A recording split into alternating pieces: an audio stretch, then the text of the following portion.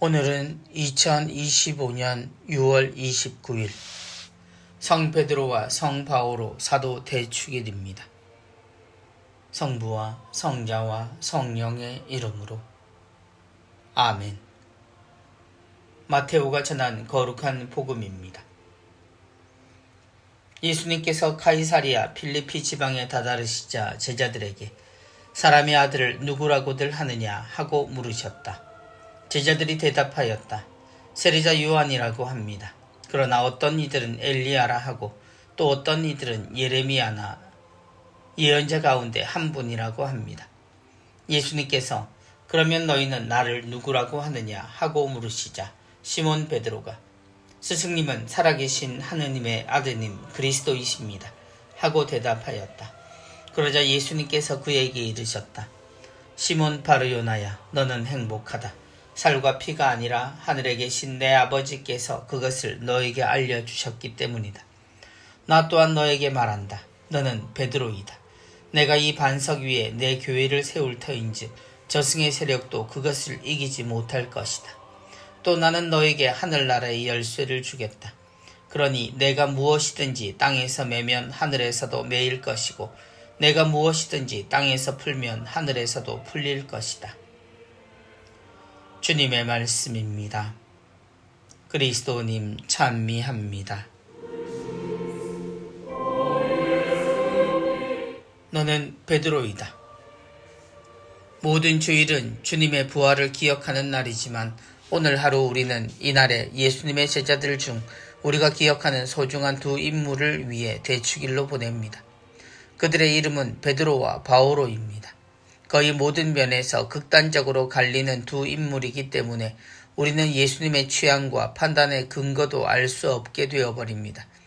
이 둘은 그만큼 우리에게 너무 중요한 역할을 했던 교회의 뿌리가 된 사도들입니다. 스승님은 살아계신 하느님의 아드님 그리스도이십니다. 그럼에도 복음 속 우리의 기억은 베드로에 집중됩니다.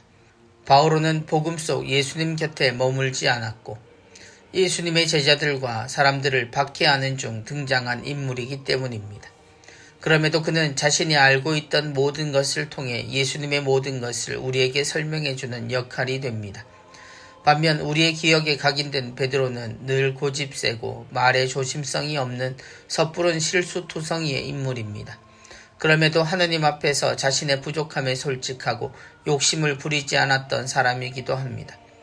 주님의 부르심에도 가까이 하기에 자신의 부족함을 고백했고 그러면서도 주님을 사랑함에 있어서 주저함이 없었던 굳은 확신을 가졌던 제자이기도 합니다.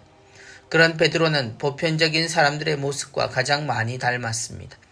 그의 직접적인 고백으로 그는 시몬에서 베드로라는 우리 모두의 첫 자리의 사도, 하늘나라의 열쇠를 받은 첫 교황이 됩니다. 너는 베드로이다. 주님이 반석을 이야기하실 때를 기억합니다. 모래와 구분되는 집을 지을 기반으로 소개된 반석은 튼튼하고 흔들리지 않는 바위입니다. 이 위에 세워진 것이 교회입니다. 그 말은 주님의 말씀처럼 비가 내려 물이 밀려오고 바람이 들이쳐도 무너지지 않을 교회가 베드로 위에 세워진다는 뜻입니다. 시련도 있고 박해도 있고 스스로 부족함에 무너지기도 하지만 하느님의 사랑과 결정은 결코 바뀌지 않는다는 것입니다.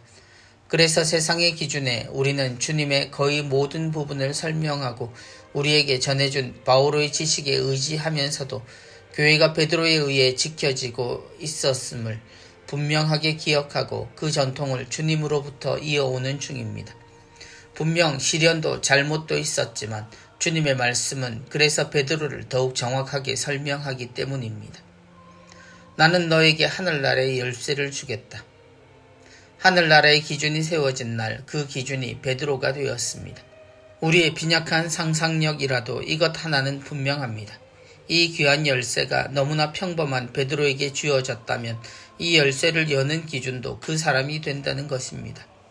베드로는 하느님께서 자신의 사랑을 분명히 알고 계심을 이미 알았던 사람입니다. 그의 부족함에도 그가 하늘나라의 열쇠를 자신을 위해 연다면 그 나라의 기준은 베드로와 같은 사람이 되고 맙니다. 여기서 우리는 예수님이 베드로의 고백 속에서 하느님 아버지의 뜻을 아셨음을 볼 수 있습니다. 그래서 예수님은 베드로에게 너는 행복하다. 살과 피가 아니라 하늘에 계신 내 아버지께서 그것을 너에게 알려주셨기 때문이다 라고 말씀하신 겁니다. 교회는 처음부터 베드로와 바오로로 말할 수 있는 두 가지 가치 속에 존재합니다. 예수 그리스도와 함께 머물며 그분의 모든 것을 보고 듣고 느꼈던 삶의 제자와 구약에서부터 자신들에게 전해진 하느님의 말씀 속에 의롭게 살며 충실했던 제자로 인해 풍부한 믿음을 전해받았습니다. 여전히 우리에겐 이 두 가치가 모두 필요하고 소중합니다. 그리고 이 둘은 서로가 서로를 채워 우리를 좀 더 하느님께 가깝게 해주고 우리 세상을 행복하게 만드는 복음의 요소가 됩니다.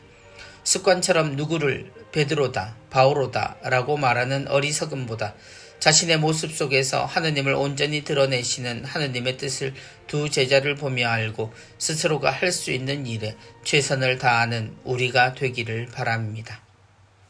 성부와 성자와 성령의 이름으로. 아멘.